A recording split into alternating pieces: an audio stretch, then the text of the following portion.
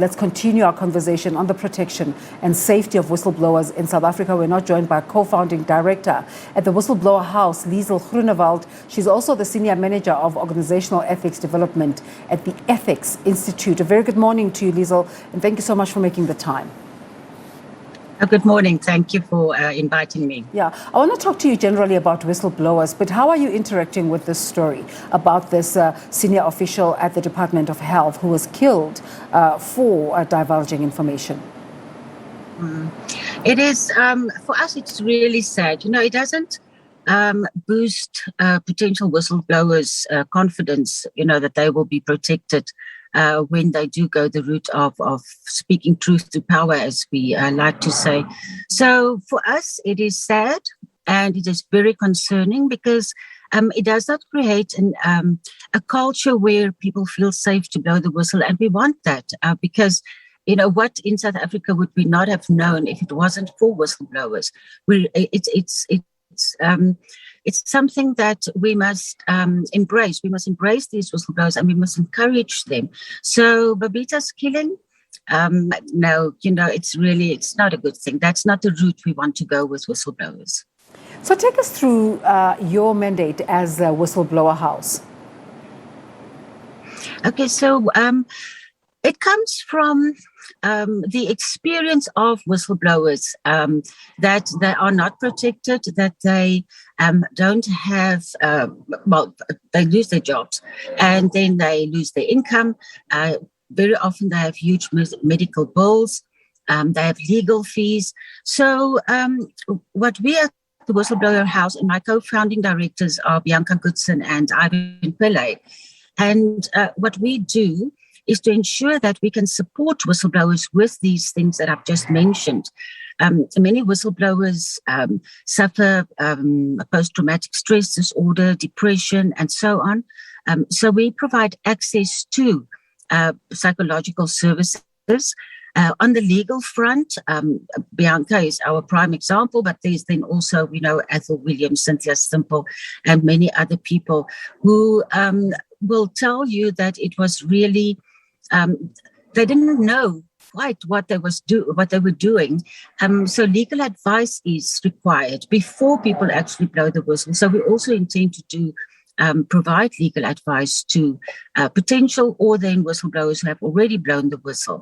And then another area that we focus on is providing, mustn't say security, but providing risk assessment services. So in Babita's case, for example, one would have expected that the SIU would ask her, you know, or provide some witness protection at least.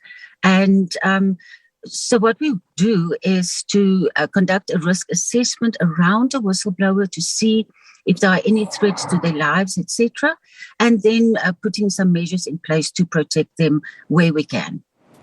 You've touched on it a bit, but how important is it to ensure the safety of whistleblowers? Oh, very important.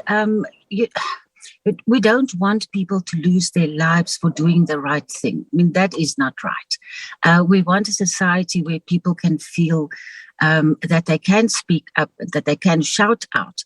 And, you know, putting the fear into them through killing others or threatening them with their lives or threatening their children, which has happened quite a lot with whistleblowers, that is unacceptable.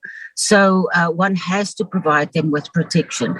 And I'm sure that you've spoken this morning about the Protected Disclosures Act. I mean, that act cannot provide protection.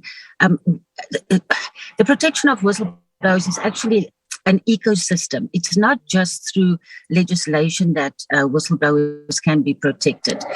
If in organizations, for example, there needs to be effective whistleblowing management systems to ensure that the identity for one of a whistleblower does not become known to each and everyone. It should be on a need-to-know basis, that the information is kept confidential, and that those systems should be in place in organizations in the first instance. So protection is crucial. It's crucial, not just the lives of the people, the information and the identity. They all go together. Now, here's an important one. are you receiving enough support from law enforcement agencies in protecting whistleblowers? We've opened up this conversation to our viewers online, and the complaint keeps coming up that they work with the police, these criminals. We haven't. Yeah. I just lost you there for a second. The I'm last saying sentence. that the criminals work with the police. We haven't engaged with the police in providing protection services. I don't want to agree or disagree with the last statement, but at the Whistleblower House, we would rather use risk management services and people related to those services, I suppose, than to the police itself. They are already overburdened with so many other things and understaffed. I'm not 100% sure that we will go that route, maybe in time. Yeah.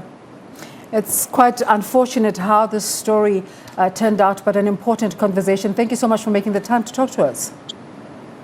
You're most welcome. Thank you for having me. Bye-bye. Bye-bye.